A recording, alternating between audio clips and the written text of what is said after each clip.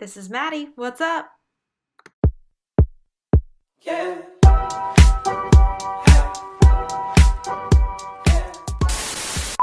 Hey guys, good morning and welcome back to my channel. My name is Maddie. I'm an NPC bikini competitor and online competition prep and lifestyle coach. If you guys are ever interested in working with one another, the link is always down below in the description of this video. That link allows us to book a call and talk about your goals and if I can help you reach them. But without further ado, this channel, if you're new, is all about me sharing tips and tricks for those that are on a health and fitness journey or for those who are competitors. Right now, I am in a off season through December and I'm hoping to turn pro next year. We came really close this past year. So right now, some of my focuses are finding balance. If you're interested in learning about how to find balance in an off season, I talk a lot about that in this series, restoring my internal health and training freaking hard. In this week's video, I'm gonna be showing you guys what I eat in a day for date night because I went out and had no idea how to pre-log for the evening. I went and had some drinks. I had some calamari, some fish dip, but had no idea like how I was going to navigate that. So I kind of show you how I compensate for the unknown with a full day of eating in this video, showing you guys some of my training that I'm doing right now. Very basic exercises, compound movements, low reps, high weight. I've got a lot of food to move these muscles right now. So I'll walk you through some training. And then I want to talk a little bit about some things that have helped me on my journey in this off season to really get the most out of it. So stay tuned for the end of this video where I talk about some of those tips and tricks with you. So starting off this video is going to be my full day of eating. The reason why I share this type of thing is because I think a lot of competitors in their off season really struggle with the nutritional balance, right? We've been restricted for a very long time. We've been on maybe a meal plan, whether that's provided by your coach or maybe something that you created for yourself, like me. And it may feel like when you go out, you are cheating, or when you go out, you sort of, even if you have a plan, you navigate way off of that plan. And so a lot of those muscles, those balance muscles, if you will, have just sort of gotten off balance, right? They've gotten a little weaker. I myself was in a 12-month prep, so I can say with certainty that not only was I kind of afraid for the first time when I went out and didn't really know what to eat or how to track it or how to make it accurate or how to plan for it. And I feel like I've gotten it down for you. So in this video, in the next clips, you're gonna see how, and I've talked about this in recent videos too, I tend to still fill my day with all of the things. I still prioritize protein. I like to take a little bit of carbs out of every single meal. So in aggregate, I've got enough carbs to account for drinks. I log my drinks as carbs and fats to account for any sort of appetizers or things like that, but to still give me the energy that I need, especially when I'm going out later and I'm training in the morning to train and then to recover from that training. I personally like to take fats out, not entirely, obviously, because fats are still important for hormonal health, for digestion, for your hair, for your skin, for your nails. But because fats tend to be low volume foods, right? It's like a tablespoon of nut butter, a couple nuts, coconut oil. You can't really detect it. It's not going to necessarily fill up your stomach. So I like to take more fats out of my meals. And that's another way that you can do things like navigate eating out because those foods tend to be higher in fat. As well as obviously logging alcohol. And I'll talk you through a little bit as to how I log my alcohol. So when you go into MyFitnessPal and you put in a margarita, let's say, that margarita, I know a margarita is not 100 calories, right? But I wish. But let's just say you log a margarita, it's a 100-calorie margarita, and MyFitnessPal says there's 10 carbs. Well, if that was true, it would only be a 40-calorie margarita because there's 4 calories per gram of carbohydrates. So there's 3 ways you can log that drink that's gonna be more accurate, okay? Way number 1 is to take the 100-calorie margarita and divide those 100 calories by 4. You'll get 25. You would just log in 25 grams of carbs. Way number 2 is to log it as fats. You would take that 100-calorie margarita, divide it by 9, as there's 9 calories per gram of fat, and you would get roughly 11. So you could log that margarita as just 11 grams of fat. You could also log it as both, okay? So you would do the exact same thing and then just divide both numbers by 2. So 25 divided by 2 and you would get 12.5, and then 11 divided by 2 and you would get 5.5. So you would log that margarita as roughly 6 and roughly 12 and grams of fats and carbs respectively. So this way, you're not just taking away from your calories and still trying to meet your macros and actually going over into a surplus, but you are taking away from your macros and your calories, and it's just gonna be a lot more accurate, okay? So let's dive into this full day of eating date style. Okay, YouTube, so this is date day breakfast. I didn't have a chance to show this to you guys last time. It's clearly very early in the morning. It's 5:30, can't talk. But I've got a big old egg white omelet here. This morning I did 6 ounces of egg whites, mushrooms, zucchini, spinach, and then went a little heavy-handed on that G. Hughes Polynesian. 2 slices of whole wheat toast, an Oikos, or this isn't Oikos, this is Chobani Zero yogurt, and some blueberries for some antioxidants and fiber. YouTube, we're back from the gym.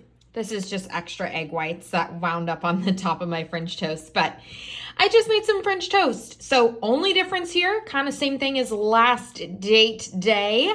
We've just got 1 less piece of toast, okay? So nothing crazy, still giving myself plenty of nutrients. I had a tough workout today, so this is what meal 2 looks like. It's about 10:25 in the morning, so a little bit later. I had some errands to run. We're gonna chow down on this and then hop on a discovery call. All right, YouTube, so we have lunch. I've got my Greek salad here. It's just my red onion, tomato, cucumber, bell pepper, feta cheese chicken, and my vegan creamy dill. I'm gonna top it with some of this, probably the whole bag, honestly, this American iceberg lettuce. And I switched chickens. I've been loving this grilled chicken. I like it because it's lower in sodium than most of the pre-cooked grilled chicken, but look at it. It is beautiful. It's like real grilled chicken pieces, and there's so much of it. So if you have a Target near you, 10 out of 10 recommend. Okay, so it's about 1:15. I finished my salad, and now we're eating for 2. We're having a little creamy with a cone. So this will be my final little meal before our date night. Hopefully I don't get hungry. If I do, I'll just eat some more. It's off season, baby. But next up is getting ready after a few more client check-ins. Hope you guys enjoyed that little montage of my date night meals. We ended up going out.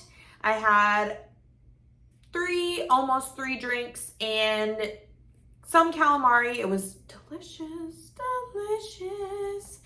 And I had some fish dip. One of my favorite appetizers is smoked fish dip. It was chef's kiss. You know I had an espresso martini because that's my new jam. And we came back and played this game that I love called We're Not Really Strangers. It's a card game, and there's 3 different categories of questions. There's level 1, level 2, and level 3. You can play this with your parents, your girlfriend, your coach, your boyfriend, someone you're dating, someone you're getting to know. It's the coolest game in the world. The questions are not like sensual or suggestive. I guess you could make them suggestive, but ask things like, what's the most pain you've ever been in that's not physical? And it just really makes you think. So it's fun get to know you game. Played that, and then next day woke up, went to hot yoga, and yeah, went about my day. The scale actually went down like 3 pounds because I was dehydrated. And I didn't eat super late. I've been eating later at night, so I had eaten earlier. But it went right back up the next day. So it was just oh, there it is kind of deal. Next clips are going to be some of the training that I did on that date day.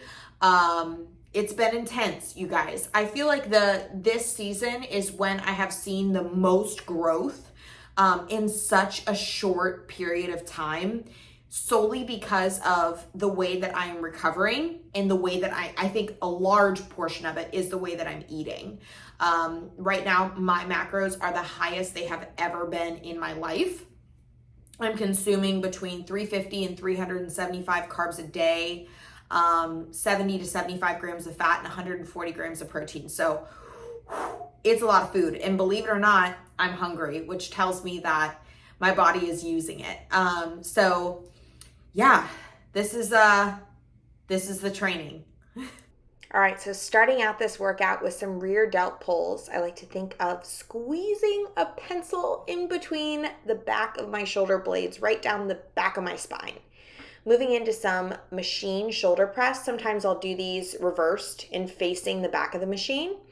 And then cable lateral raises. This is a staple. But the key here is really think about driving that arm away from your body. Next, we're moving on to the world's toughest set ever. 10 lateral raises on one side, followed by 10 lateral raises on the opposite side, immediately into 10 lateral raises using both arms, followed by an isometric hold at the end for as long as you possibly can. You will thank me later. Finished out this workout here with some cable front raises. I really, really like these because you can use a low weight and wreck your shoulders. Hey, YouTube. Hope you enjoyed. I think I left off at my little training video.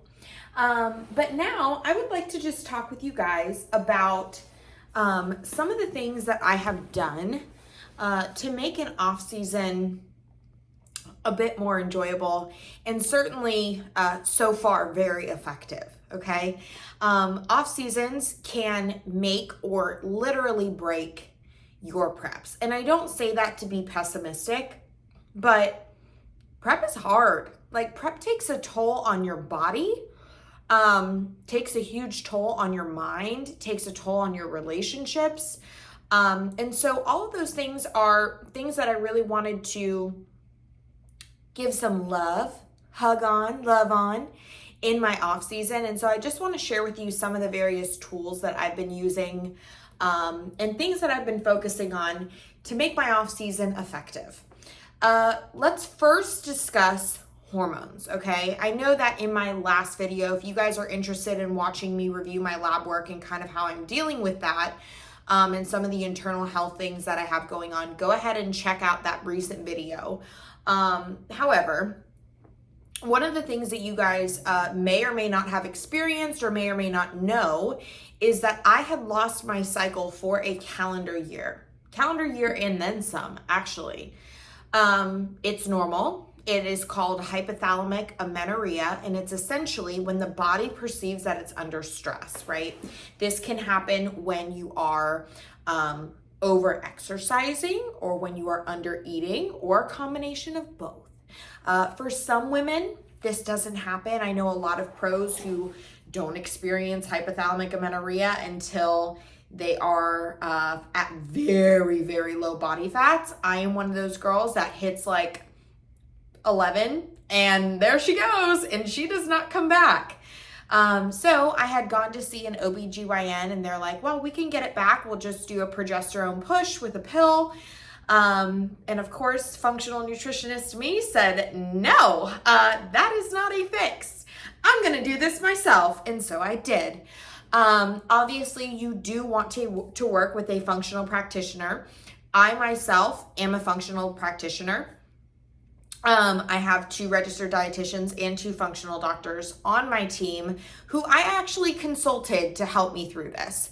So one of the things that we did was we started working on managing stress. There's a huge correlation between stress and your hormones, and physical stress, mental stress, nutritional stress, right? So bringing fats up was a big one, to take away some of that nutritional stress. We need fats for healthy hormone production. So immediately we brought my fats from like 45 up to 70.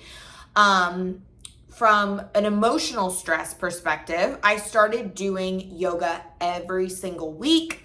I started doing deep breathing every single morning. I do like 10 rounds of deep breathing. I started putting my phone on do not disturb throughout the day and at night, just so I can not feel hyper stimulated all the time. Little things like that really make a difference. I started taking walks every single day, at least 15-minute walks out in the sunlight. Caffeine. I do not have caffeine until 10 or 11 in the morning after I've had 1 or 2 meals. Makes a huge difference in your body's perception of stress. We also implemented strategic supplementation. Now, if you don't have a cycle right now, don't just hopping on supplements, right? I worked with practitioners. I had my labs drawn, but I started taking Astrocort, which actually when your cycle comes back on just makes it easier, but it actually may prolong the cycle from coming back on. And I started taking chasteberry to increase my luteinizing hormone and my progesterone. Okay, so started taking chasteberry twice a day, brought my fats up, managed stress, and then modulated training. So we brought my cardio way down from 5 days a week down to just 3 days a week for 20-minute sessions, keeping my heart rate at a low intensity, like a low 120, maybe 130. Just so it's my body is not in this state of fight or flight all the time, burning. But lo and behold, this week I got it back. So if you haven't had a cycle in a long time and you're not somebody that wants to, try to get on medication is almost a Band-Aid thing. I've been there. I see you. I hear you. You don't need to. So that was one of my focuses for this season, and is a continued focus is improving my internal health. So that was a cool checkbox to mark off this week. A second thing that I wanted to discuss is that's really helped me is I have a lot of outfits in my closet that I did not fit in, and I'm still not really fitting in my off season. And I'm not fitting in them in areas that make me feel feminine. Okay, so gaping at the waist, not filling out the booty of them. And this past week on my date, it gave me an opportunity to put on a pair of jeans and actually fit them. Like, not perfectly, but I fit in my going out clothes. And so I think it's important in an off season, whether you're going out and having drinks, whether you're going out and going to the mall and going shopping, that you take out some of your favorite things, get out of the house, go hang out with friends, and put on the clothes that you feel so confident in that aren't gym clothes. Because there's a whole other side to your wardrobe that probably hasn't gotten a lot of love in the past 6 months or 4 months. So that's really helped me. Another thing that's really helped me just from a body image perspective is weighing myself every single day. Now this one's kind of one of those things where you're like, how does weighing yourself every single day help you? Well, truthfully, it desensitizes you, right? It's no different than having a very strong craving for something and restricting yourself all the time and like, you need it, you're very food focused on this donut. If you if you only weigh yourself once a week and you're not seeing all the fluctuations and you're not seeing it go up and then go up and go up and go up, and you all of a sudden step on it and it's like, whoa, it went up, we're more likely to be more reactive to that. So weighing myself every single day has actually desensitized me to kind of like what the scale is doing. Obviously we don't want it like skyrocketing and we're using it as a means of data, but I step on the scale now and I see the number and I'm like, cool, on to the next thing. Let me go make my breakfast. So I think that that's just really helped me to not be so focused on it, is to actually make it part of my routine, make it something that I do every single day, that I see every single day. So it's not as shocking to me when I step on and it looks one way or another. It's just a part of what I do. Another thing, right? Plan some fun things for your off season. I think a lot of times in our off season, we wait for, I don't even know, like we wait to be completely reverse dieted, or we wait for all of a sudden to like be at this like confident, healthy body composition to like go take a trip or go to a concert or get out of town for a weekend. No, like go plan those things. I have been going to concerts. I've been buying concert tickets. I want to go to the Keys. Like all of the things that I will not be able to do in prep. Guys, prep is one of those things that really, really keeps you from, I mean, I guess you could go to concerts, but you got to be in bed early. It's not like you're going to be able to like enjoy yourself or eat there or drink there. Trips are kind of hard to navigate on prep. I wouldn't suggest doing it. You're not going to be able to get the full experience. So see all of the windows of opportunity to go do things, right? Like even if it's going to Fun Spot or a carnival, it's fun stuff that you have a chance now to do. So plan those things, right? I think it's healthy to test your boundaries in those areas, whether you're completely reverse dieted or not, right? I feel like, and I hope that I am living proof that I am not completely reverse dieted. It's crazy to say that because of where my macros are, but I'm probably not completely there. And I am, plugging and playing. Are my macros completely accurate every single day? Probably not. But I am just going ahead and doing the things because they're all kind of interrelated, right? It's all about nourishing these areas that didn't get a lot of love over the past year. And then I also think too, I'm going to kind of flip gears here.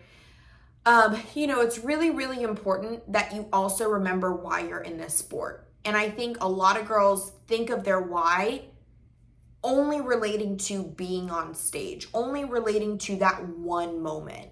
But your why also has to be somewhat, at least in my opinion, tied into an off season, right? Like this is a full year sport. This is a year-round sport. This is not just a 4 months out of the year or 2 months out of the year type of sport. And I think a lot of us get in our heads that it is just a 3 or 4 month sport.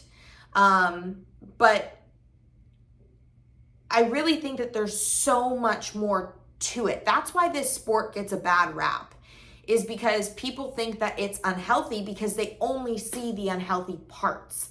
There's a way to go about this sport and actually become the strongest person mentally you have ever been, the most confident person physically and mentally that you have ever been, in season and in your off season, and also just to grow as somebody who cares about your health and your fitness. I think we do the most growing in our off seasons because you're learning about how to not just be on and how to not just be off. And I think those that are the most successful are almost looking at their off season like a prep, in that they have specific things for their off season they want to accomplish. The goals that I have set for myself in my off season are very different than the goals that I have for prep, right? I actually have a range of weight that we want me to get to. I have PRs that I want to reach in the gym that were not even realistic in prep. I have certain lab values that I want my labs to look like. I have certain macro targets that I have to reach. And I think part of that is even trickier when you're in your off season because, you know, you've got a lot of food to play with and you still need to be, this is kind of where I touch on that it can make or break your prep, conscientious of what you're doing with the freedom to track your macros. I'm hoping as I kind of get going in this series and I order my non-glare whiteboard, I can talk a little bit about nutritional strategies and fitting your macros and why I choose what I choose and how I, choose whole foods and balance that with processed things to make sure that I'm not causing insulin sensitivity issues and all of that. Because I see a lot of girls enter into their off season and all of a sudden have 350 grams of carbs and they're eating donuts 3 times a day. And, while you can do that, it's not setting the stage necessarily for the most successful prep. So it's not that you have to think about prep the entire time you're in your off season, but there are things that you can do to make yourself a better athlete in the long run, to make yourself actually enjoy the next prep because you fully got, out of the dieter mindset, but were still conscientious of the things you were doing for and inside of your body to take care of yourself. So I hope I kind of made sense there with just some of the strategies that I've been using and doing to make the most out of this season. If you're struggling, you know how to find me, you know how to reach me. You can just go over to my Instagram and DM me, and I would love to help each and every one of you out. I will close out this short little video this week with a little update for you guys. It might end up being a little bit more drawn out. However, many of you guys know that I was scheduled to have my breast augmentation this upcoming Wednesday. Last week, I went to my pre-op appointment. And I sat down and I took off my shirt and I'm looking in the mirror with my friend. I'm like, you know what? I think I love my body. I really do. I don't necessarily want to change them. I'm wearing nothing right now. I mean, I can make them big when I want to make them big. I can push them down and look like a boy when I want to push them down and look like a boy. And I'm not saying that getting them done is a bad thing. I actually think for a lot of athletes or females, even if you don't have an issue or a problem, it provides them with a tremendous amount of confidence. And you don't even need justification to do it. If you just want them, then get them. But for me, first and foremost, I'm going through some internal health stuff. My